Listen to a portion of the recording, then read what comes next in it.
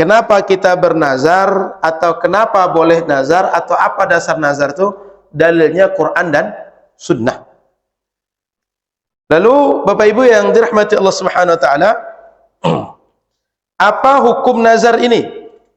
Hukum nazar ini wajib untuk kita penuhi apabila nazarnya nazar tabarrur. Jadi ada dua nazar itu, ada nazar lajjaj, ada nazar tabarrur.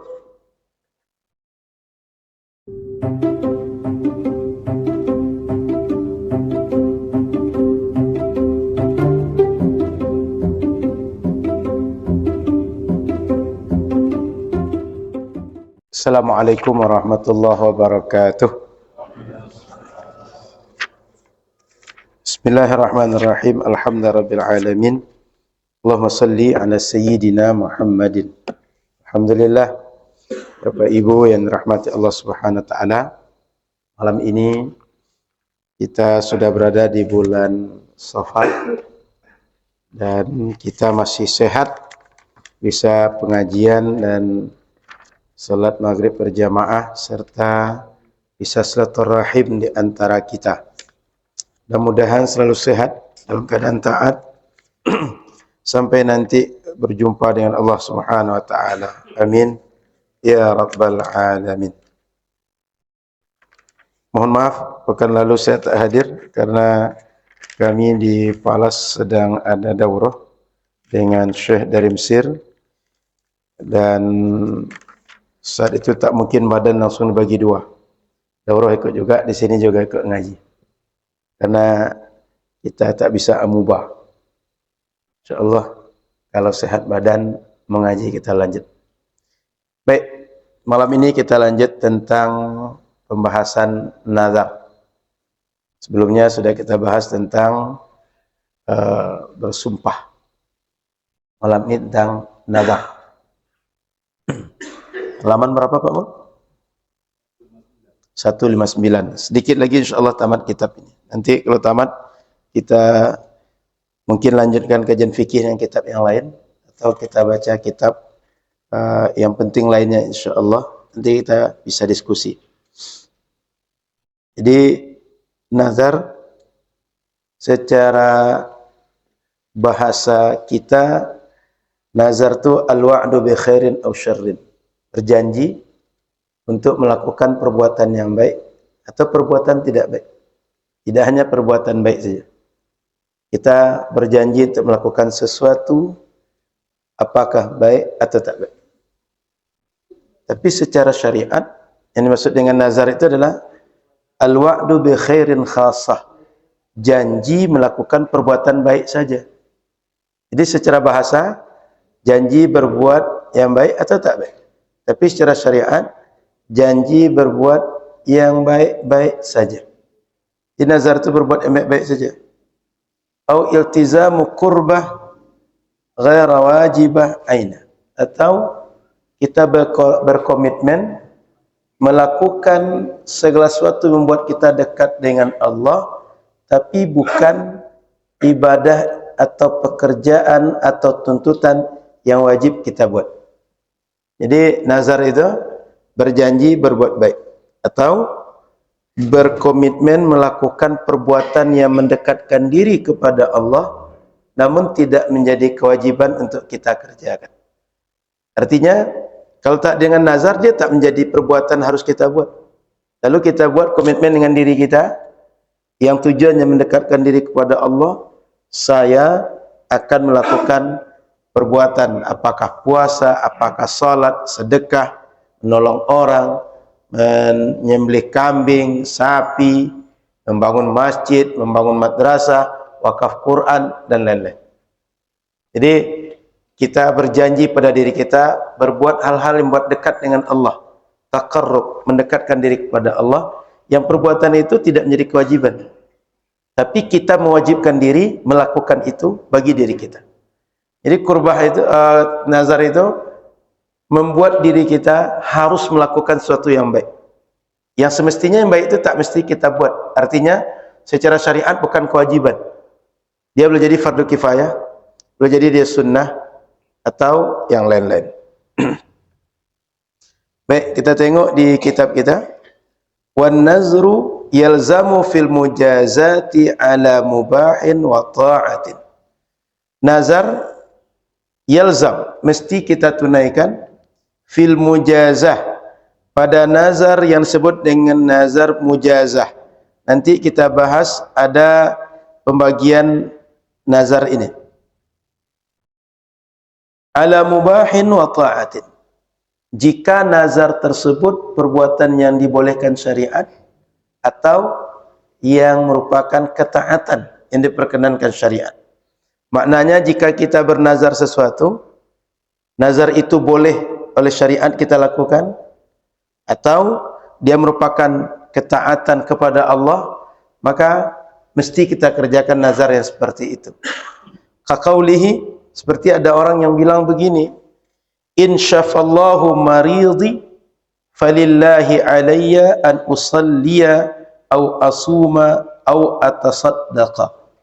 Saya kalau sembuh dari sakit yang sedang saya rasakan saat ini, maka saya berjanji kepada Allah bahwa saya mesti mengerjakan, contoh saya mesti salat, contoh saya mesti salat duha setiap hari. Kan duha itu tak wajib, tapi dengan disebut saya akan duha tiap hari. Atau au asum, saya nanti puasa Senin Kamis sepanjang 2023. Atau saya puasa Senin Kamis setiap bulan ganjil. Atau saya puasa Senin Kamis bulan ini. Kan tadi tidak wajib.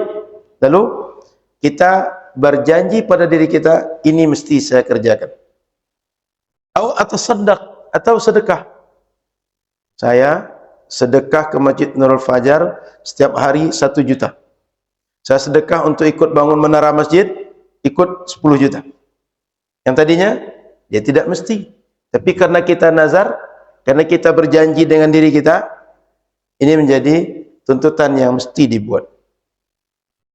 Wa yalzamuhu min dzalika ma yaqau alaihi al-ism. Dan mesti dikerjakan nazar itu sesuai dengan apa yang kita nazarkan, yang secara syariat sesuai dengan apa kalimat nazar kita. Contoh, saya mesti solat. Solat itu secara syariat minimal solat sunnah 2 rakaat.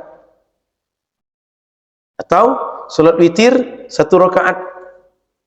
Kalau misalnya dia mesti berpuasa, maka mesti puasa itu 1 hari terbit fajar sampai tenggelam matahari. Kalau misalnya dia sedekah, maka mesti dengan nilai harta yang dianggap orang itu adalah uang yang bernilai. Jadi paling minimal dengan bentuk pengeluaran atau pelaksanaan ibadah yang itu dianggap syariat paling minimal mengerjakan ibadah tertentu. Kalau i'tikaf, maka i'tikaf paling minimal harus dikerjakan seperti itu. Wala nadhra fi ma'siyatin. Tidak boleh bernazar kalau nazar itu maksiat. Saya kalau sembuh sakit ni, saya bunuh semua jemaah Nur Fajar tu. Itu maksiat. Tak boleh. Saya kalau sembuh nanti, saya akan cari kasino paling besar Pekanbaru, tiap malam dugem kerja saya. Tak boleh. Saya kalau nanti sembuh, akan saya cari wanita paling cantik Pekanbaru ini, saya dapatkan dia, berzina dengan dia. Tak boleh. Itu maksiat.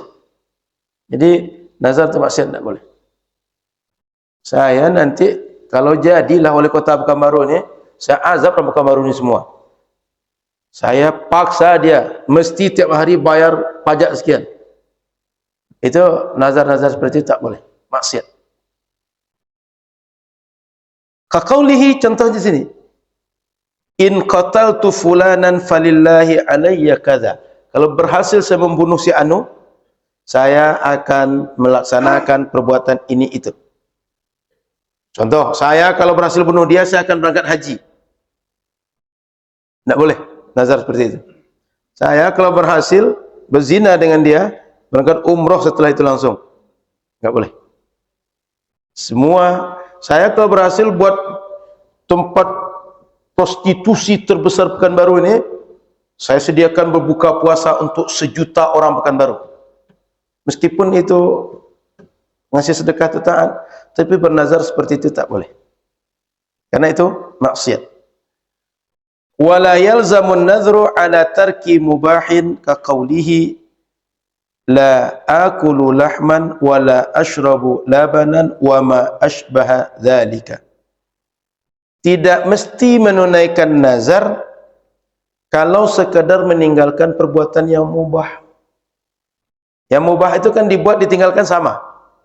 Enggak ada keharusan mengerjakan, enggak ada keharusan meninggalkan. Sehingga kalau hal-hal yang mubah kita nazarkan itu tidak diperkenankan syariat, dianggap kita tak bernazar saja. Seperti la akulu lahman, saya enggak akan makan daging. Itu enggak ada pengaruhnya kepada ketaatan. Mau makan daging atau tidak bagi syariat enggak ada masalah. Wala ashrabu labanan, saya enggak akan minum susu. Bagi syariat enggak ada masalah. Wa ma asbaha dzalik, dan seperti contoh yang dua tadi, berbagai nazar yang lain. Saya kalau nanti sembuh duduk-duduk depan Nur Fajar itu kerja saya tiap hari. Duduk-duduk itu ngapain? Tidak ibadah. Kalau i'tikaf boleh, tapi kalau duduk-duduk kan anggap orang ada yang senang nongkrong-nongkrong depan Nur Fajar. Kan ada kursi depan tuh. Nah, saya nongkrong kerja saya tiap hari. Itu tidak dianggap nazar, dan tak mesti dipenuhi yang seperti itu. Bahkan kalau ada nazar yang mubazir, yang sia-sia, yang mubah, yang tak signifikan dalam syariat, apalagi tidak mengandung ketaatan, itu Nabi suruh batalkan. Jangan lakukan itu. Yang yang merupakan ibadah itu diperkenankan oleh Nabi sallallahu alaihi wasallam. Maka Bapak Ibu yang dirahmati Allah Subhanahu wa taala, nazar adalah bisa menjadi ibadah bagi kita. Poin yang ingin saya sampaikan penting untuk diingat, Bapak Ibu kalau bernazar jangan bernazar yang berat-berat, yang susah-susah. Kenapa? Karena menyusahkan diri sendiri. Tuntutan syariat yang tidak dinazarkan saja, itu udah banyak kita lalai ngerjakan. Apalagi membuat diri susah sendiri dengan nazar. Makanya nazar yang menyusahkan diri sendiri itu hukumnya makruh. Nazar berat-berat itu makruh. Nazar itu bukan tuntutan kita, bukan tuntutan syariat kita harus bernazar. Enggak. Nazar itu boleh, tapi bukan tuntutan. Sehingga saya ingatkan Bapak Ibu jangan mudah bernazar, apalagi nazar itu berat. Nah, saya kalau lulus anak nanti saya bantai kerbau satu.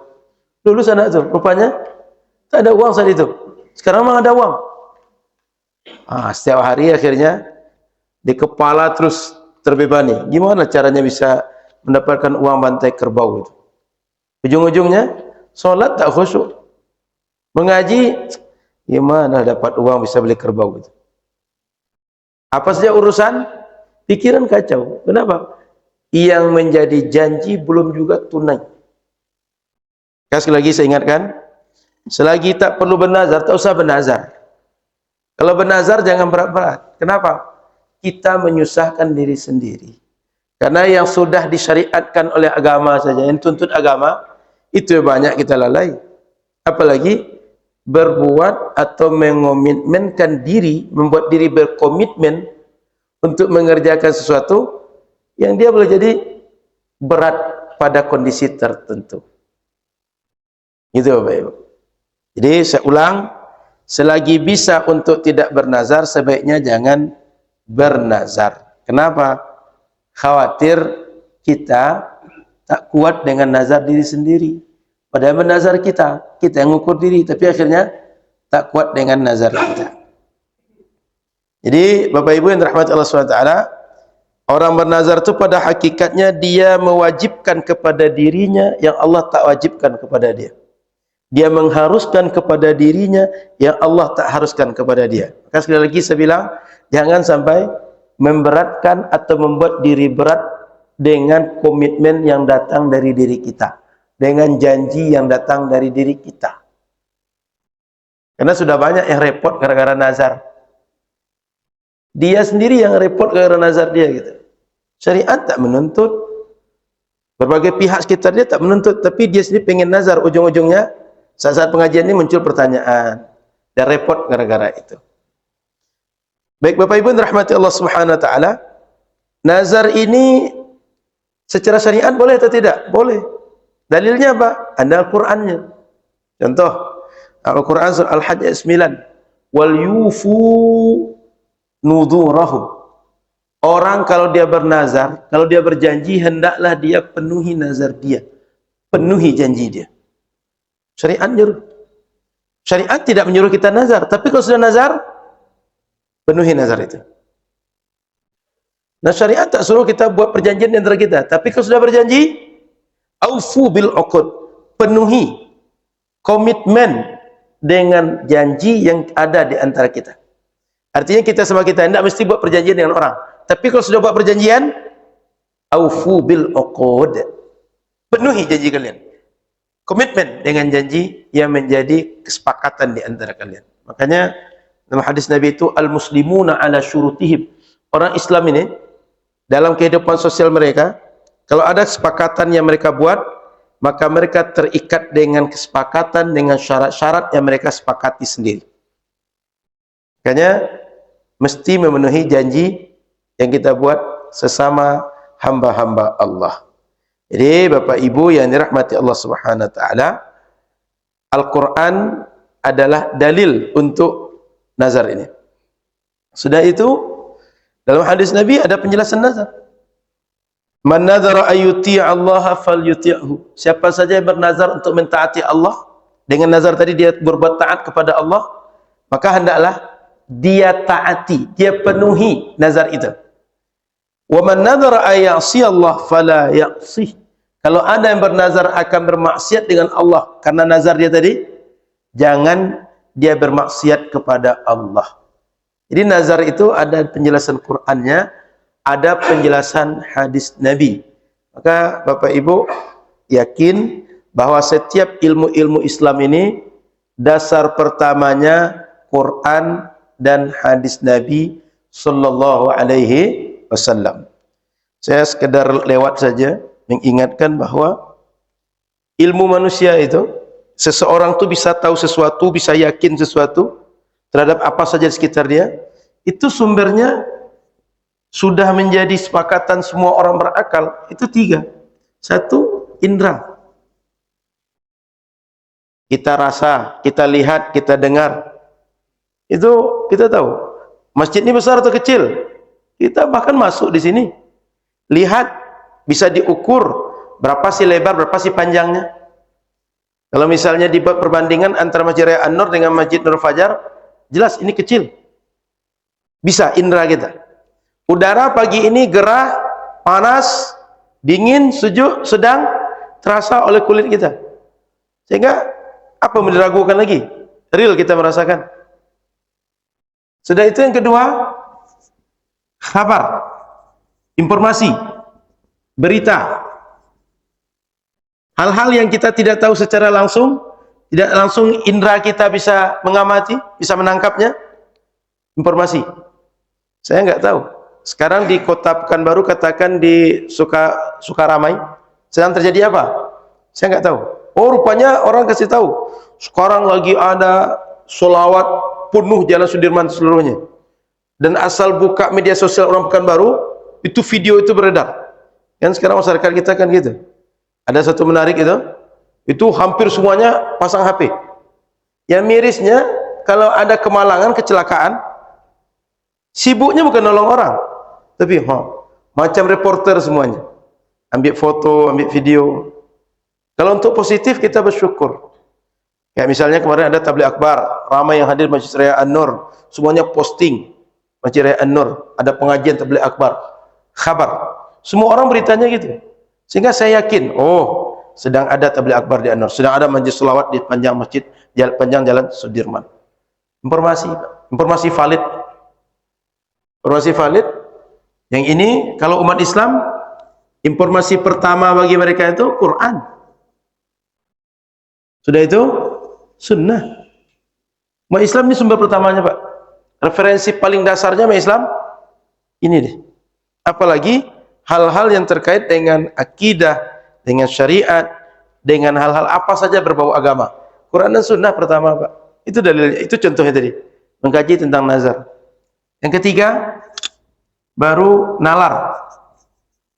Nalar ini sekali lagi bukan ketajaman berfikir, bukan IQ, bukan kehebatan, bukan hasil sebuah penelitian, tapi konsekuensi atau buah berfikir setiap orang. Nalar itu maksudnya. Contoh, dalam masjid ini terdengar ada suara. Apa nalar orang? Pasti ada yang bicara dalam masjid ini. Orang nengok, ini lampu hidup semua. Apa nalar orang? Listrik aktif di masjid ini. Ketika dia buka HP, lalu tertangkap ada sinyal wifi mereknya Masjid Nurul Fajar. Orang kemudian dengan nalarnya katakan pasti ada wifi dipasang masjid ini, meskipun dia tak nampak. Anggap dipasang di kamar kontrol atau kamar ustad, tapi ada wifi. Kenapa? Ini tertangkap di sini. Itu Pak, tiga ini. Indra, informasi valid, nalar. Semua orang sumber ilmunya itu. Maka tidak bisa kita menafikan hal-hal seperti ini dalam menerima informasi. Agama juga begitu. Agama ini kan wahyu, datang dari Allah Subhanahu wa taala. Karena datang dari Allah, umumnya dia khabar. Sudah itu bisa dinalar. Dan penggunaan nalar ini Al-Qur'an yang menyuruh. Seakan-akan kata Allah, saya punya syariat, saya punya aturan. Kalian bisa paham, bisa menyimpulkan mana syariat ini. Satu, dari wahyu. Yang kedua, dari akal kalian. Karena kita kan tak bisa dengan indera kita untuk mengenali syariat ini. Tapi dari menalar bagaimana syariat diatur, dijelaskan oleh Al-Quran dan Sunnah. Makanya kalau informasi yang valid atau kabar yang sahih tak akan pernah bertentangan dengan nalar yang nalar yang benar. Tidak akan pernah bertentangan. Karena keduanya ini ibarat pengungkap atau yang mengetahui apa sih yang menjadi syariat itu. Kan syariat Allah itu kita nggak tahu pastinya apa, tapi dikasih wahyu. Kita kaji wahyu itu baru kita tahu. Akal dan wahyu ini keduanya adalah pengenal apa sih hukum syariat. Dikasih Quran. Kalau tanpa akal memahami bisa atau tidak? Nggak bisa. Dikasih Quran. Kita iman dengan Quran itu dasar pertamanya adalah nalar kita menerima Quran itu atau tidak. Quran itu datang dari mana? Wahyu dari Allah kan? Turun kepada siapa? Nabi Muhammad kan? Apa yang akan ditanya oleh orang? Bilang, Quran bilang begini. Quran bilang kamu harus sholat. Apa kata orang yang mendengar itu? Quran itu apa sih? Quran itu dari mana sih? Quran itu kepada siapa? Berasal dari mana? Itu pasti nanti dibilang orang, Quran itu adalah kalam Allah, wahyu Allah turun pada Muhammad.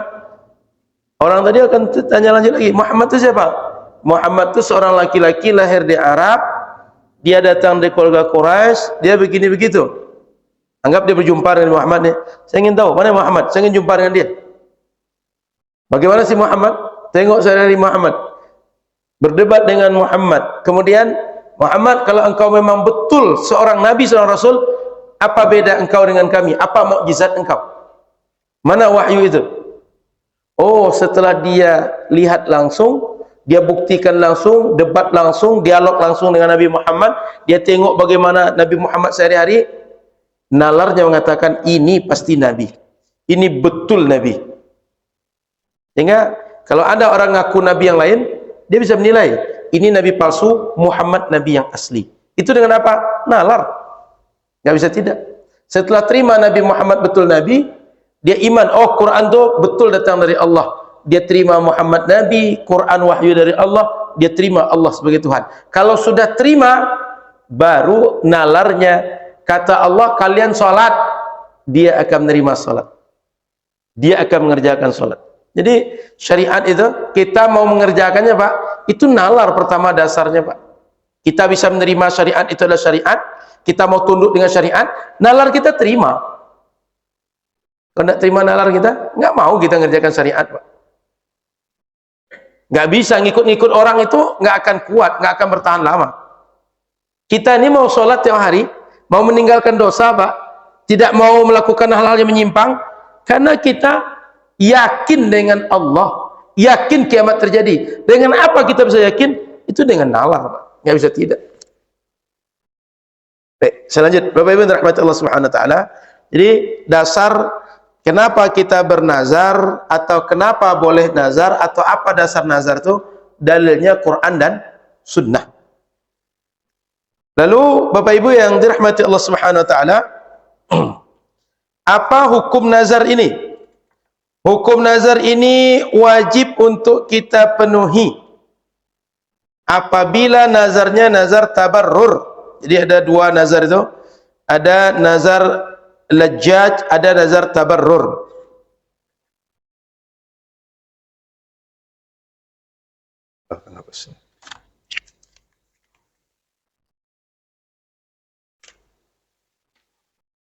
Nazar itu ada dua.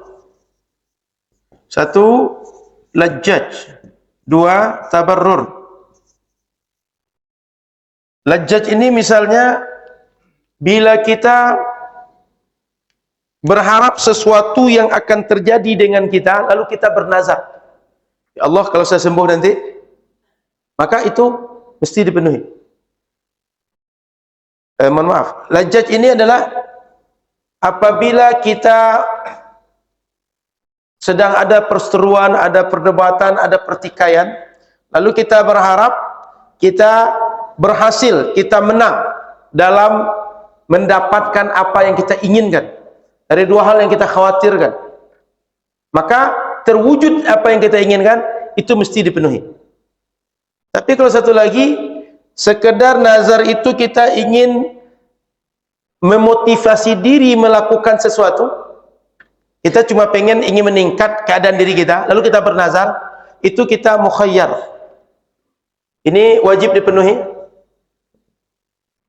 Ini ketika ada tantangan tertentu atau kondisi tertentu, lalu kita perlu atau ingin mendapatkan apa yang kita harapkan. Contoh lagi sakit, pengen kita sehat. Contoh lagi susah urusan, contoh lagi ada ujian dan penerimaan PNS atau pekerjaan tertentu, kita pengen dapat apa yang kita mau. Yang ini mesti dipenuhi. Tapi kalau sekedar kita memotivasi diri agar lebih baik ibadah kita, ini kita boleh memilih memenuhinya atau menebus nazar kita. Saya ulang, ini lajjat ini adalah kita punya tantangan lalu pengen mendapatkan sesuai yang kita inginkan dalam tantangan tadi itu. Kalau ini sekedar memotivasi diri agar lebih baik. Saya kalau datang bulan depan saya puasa sunnah lah terus. Sekedar itu saja. Maka yang pertama wajib dipenuhi, yang kedua ini kita bisa memilih satu di antara dua. Kita penuhi sesuai nazar kita. Yang kedua, tebus janji kita untuk bernazar tadi. Yang sudah kita bahas dalam pertemuan sebelumnya, kafaratul yamin. Ada yang puasa, ada ngasih makan, kemudian dia merdekakan budak. Dalam pembahasan sebelumnya. Jadi hukum nazar itu satu kita penuhi, yang kedua pilihan memenuhi atau tebus sumpah kita dalam bernazar. Sudah itu nazar ini ada rukun. Rukun nazar satu orang yang bernazar.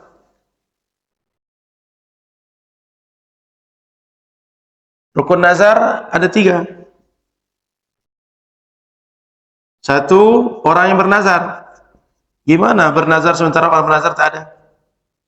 Yang dua, nazarnya apa? Yang tiga, objek nazarnya perbuatan apa? Mesti ada 3 itu. Orang yang bernazar, redaksi nazarnya apa? Kemudian objek nazarnya. Terkait dengan orang yang bernazar, ini mesti orang Islam, Pak. Karena nazar ini bagian daripada ibadah. Kalau orang ngerjakannya jadi ibadah bagi dia.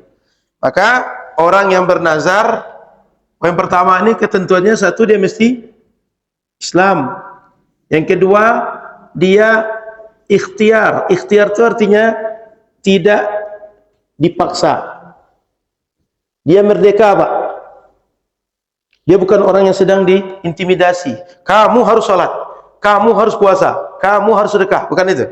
Memang dia punya kemerdekaan diri untuk memilih. Dan itu yang ketiga, orang yang melaksanakan syariat nazar itu adalah orang yang cakap hukum bahasa kita sekarang. Cakap hukum itu maksudnya tindak tanduk dia dianggap oleh syariat. Tidak tanduk dia diakui oleh negara gitu. Apa sih cakap hukum itu? Dikenal nggak Pak bahasa cakap hukum itu? Pokoknya kalau dia punya uang tak disegel, tak disita, tidak dibatasi tindak tanduk dia oleh negara gitu. Ya, ada orang pilot Pak, itu kan punya uang tapi uang nggak boleh dipakai gitu. Ini dia cakap hukum. Jadi hukum itu berlaku untuk dia. Dia bisa melaksanakan tindak tanduk syariat, sehingga kalau bernazar itu apa yang dia nazarkan bisa dikerjakan, enggak terbatas diri untuk mengerjakan itu, tak terhalang untuk melakukan itu. Dan itu yang keempat, yang orang yang kerja itu memungkinkan melakukan apa yang dinazarkan dia.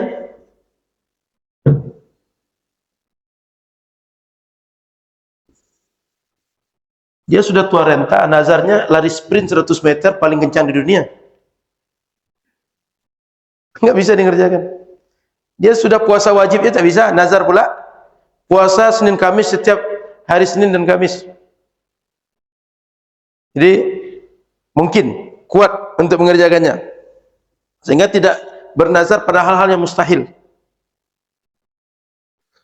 Kemudian syarat objek nazar ini kurbah atau ketaatan kepada Allah. Kurbah itu yang bisa mendekatkan kepada Allah. Jadi apa saja yang bisa mendekatkan kepada Allah itu boleh menjadi objek nazar kita. Kemudian redaksi nazar, ini semua redaksi yang menunjukkan komitmen, sehingga bisa bahasanya bisa sumpah bahwa dia berjanji, bahwa dia mewajibkan kepada dirinya. Itu rukun-rukun daripada nazar dan ketentuan daripada nazar.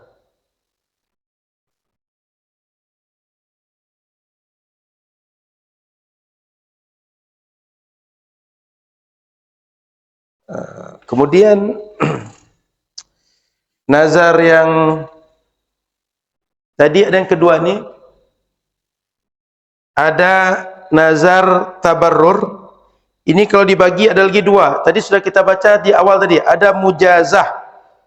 Ada di awal kan mujazah, Pak? Wa yalzamu fil mujazah. Itu. Jumpa, Pak? Itu.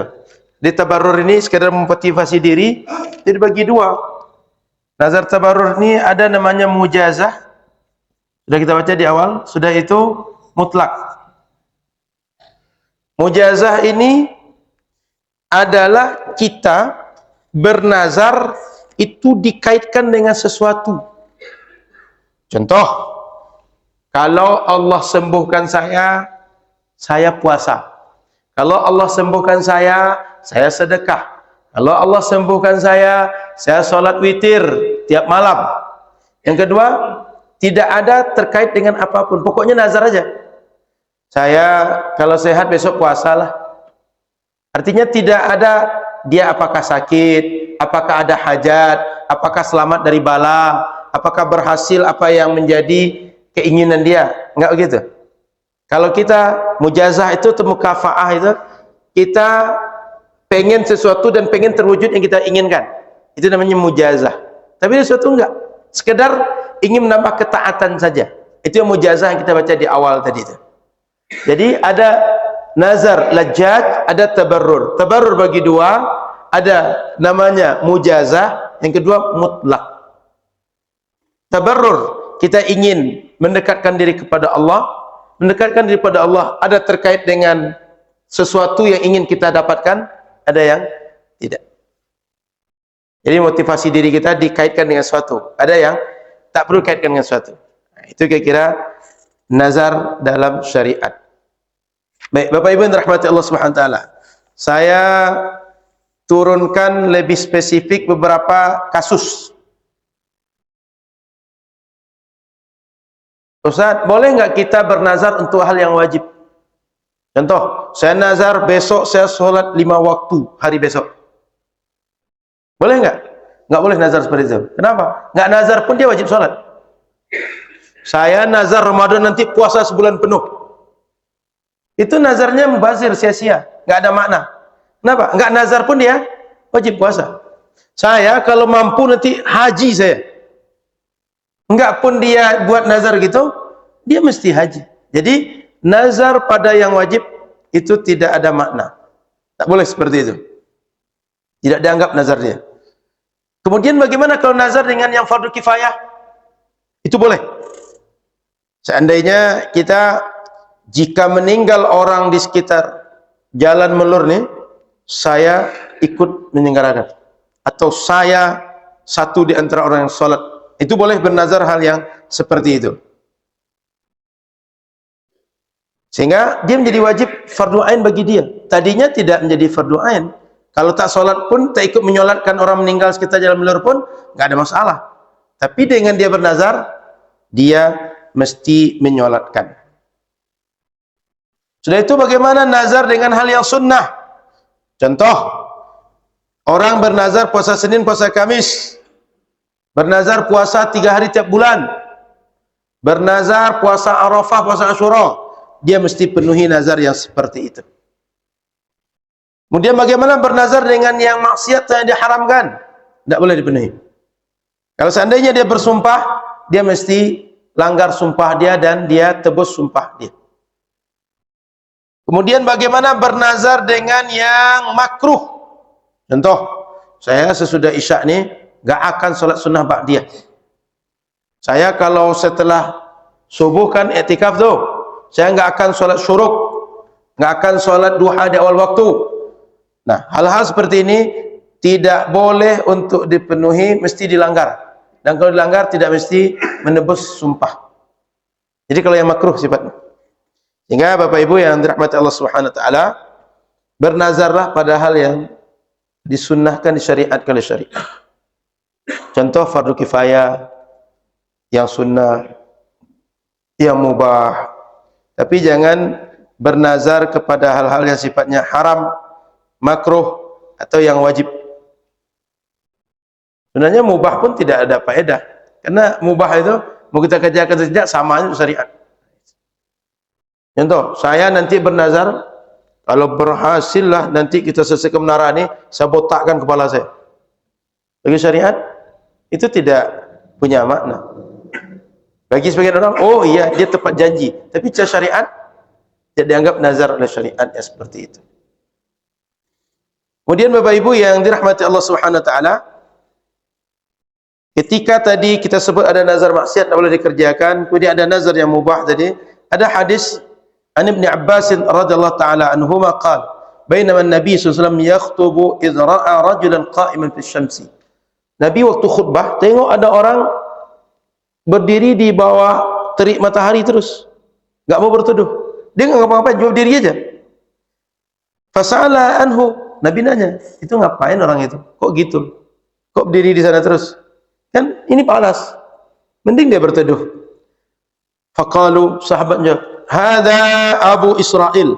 Ini orang namanya Abu Israil. Nadhara ayyasuma wa la yaqun wa la yastazil wa la yastazilla wa la yatakallam. Orang ini Nabi, dia pernah nazar. Kalau dia puasa, saat puasa itu dia tidak akan duduk, berdiri terus selama puasa. Yang kedua enggak akan berteduh dari panas. Yang ketiga tak akan bicara, diam terus selama puasa. Faqala sallallahu alaihi wasallam muruhu falyatakallam wal yastazil wal yaqut wal yutimma shaumah. Kata Nabi, suruh orang ni tepati nazar dia, tapi bicara suruh bicara, berteduh suruh berteduh, duduk suruh duduk. Kalau puasa di nazar tadi penuhi puasa dia sampai dia sempurna puasa tadi. Maknanya apa? Yang diperkenankan syariat itu kerjakan, tapi yang sifatnya mubah, yang tak penting untuk syariat, seperti tidak duduk, tak bicara, tidak berteduh dari panas, itu nggak usah dipenuhi, itu batalkannya itu. Jadi kalau ada yang maksiat, atau ada yang mubah, atau ada yang makruh, itu boleh dibatalkan, dan kita tidak mesti menebus hal-hal seperti itu bila ada dalam nazar kita.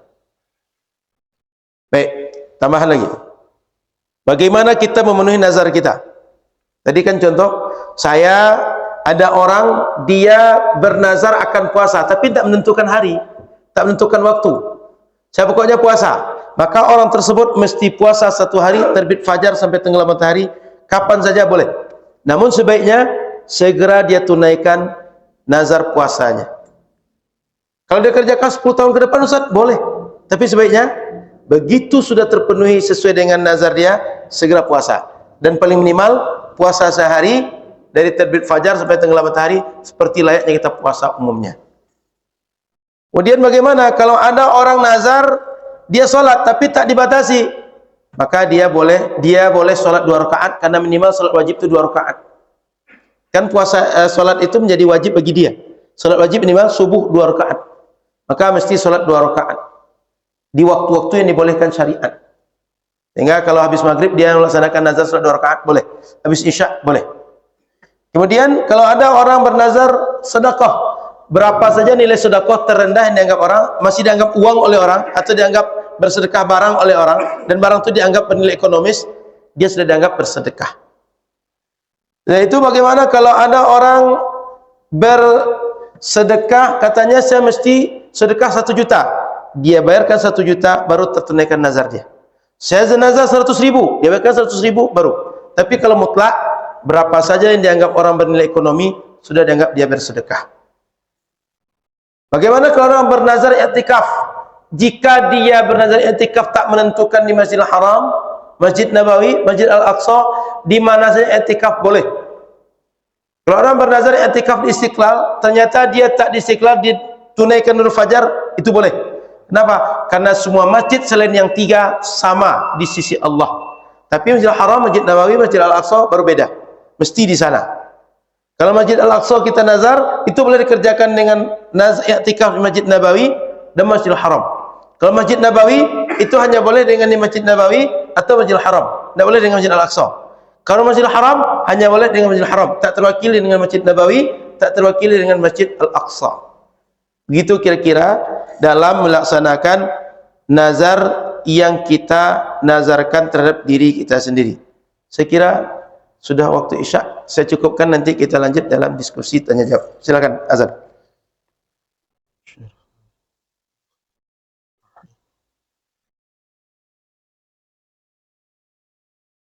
Silakan ada diskusi, Pak. Ada pertanyaan dengan pembahasan nazar malam ini.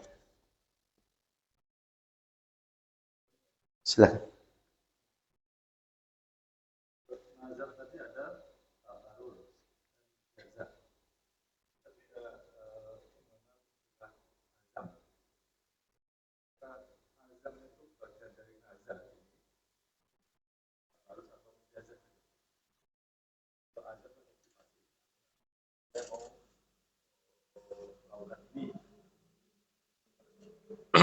Baik, Bapak Ibu yang dirahmati Allah Subhanahu wa taala, nazar itu dia menjadi nazar kalau dia diucapkan oleh kita. Tapi kalau sekedar dalam hati, sekedar kita pengen, baru bertekad, belum dianggap nazar. Makanya ada dari sini, falillahi alayya. Maka saya mesti begini, mesti begitu katanya. Nampak Pak Mun? Di redaksi itu, kaqaulihi insyafallahu maridi falillahi alayya. Gitu Pak Mun.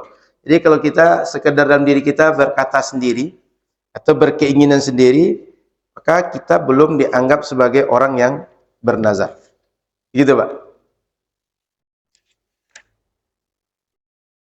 Silakan, ada lagi?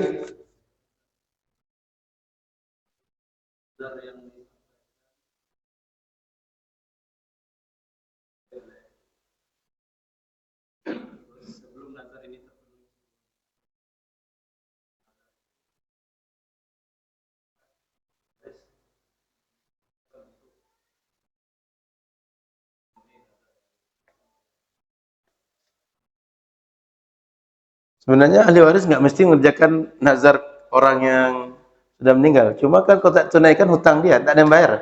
Jadi ahli waris dia. Kalau tidak dikerjakan ahli waris nggak ada masalah. Cuma bapaknya berhutang terus.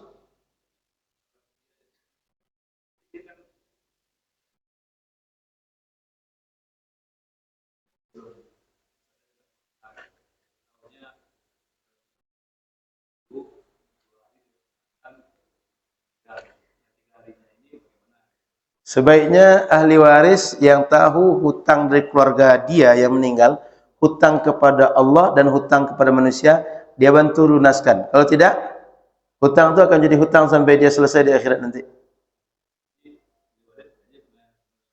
Kalau wajib secara syariat, tidak wajib. Cuma, kalau tidak dibayarkan, ya bapak berhutang terus oleh dengan hutang dia dulu gitu. Kalau ahli waris tidak menunaikan, dia akan berhutang terus bapak itu. Kalau anak tidak mengerjakan, tidak menjadi kewajiban dia, semua tidak dia yang bernazar. Cuma kalau dia tak mengerjakan, kira-kira bapaknya gimana menyelesaikan itu? Apa mungkin anak saja tak mau, orang lain lebih diharapkan? Gitu kira-kira Pak. Jadi semestinya ahli waris dia membantu keluarga dia menyelesaikan hutang-hutang ahli waris. Makanya kalau orang meninggal, sebaiknya pertama yang kita kerjakan urus fardu kifayah dia. Dua, selesaikan hutang dia. Hutang apa? Hutang kepada Allah, hutang kepada manusia. Hutang kepada Allah itu diantaranya zakat belum ditunaikan, nazar belum ditunaikan, kafarat belum dibayarkan. Itu kita bantu. Sudah itu baru wasiat dikerjakan. Sudah itu terakhir dibagikan harta warisan sesuai dengan ilmu faraid, ilmu waris. Gitu Pak. Jadi secara syariat wajib, tidak wajib. Tapi gimana orang tua tadi selesai dari hutang dia, sementara dia tak bisa lagi mengerjakan, maka menjadi pundak atau amanah yang berpindah kepada ahli waris mereka. Kalau sayang, kalau tak sayang biarkan aja. Itu kira-kira Pak. Cukup Pak. Jadi wajib dari segi adab saja. Dari segi hukum enggak, yang berjanji bukan dia kok, nazar bukan dia kok. Baik. Ada lagi silakan. Assalamualaikum warahmatullahi wabarakatuh.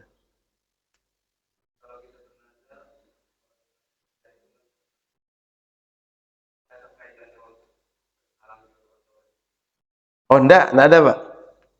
Enggak ada kaitannya dengan itu.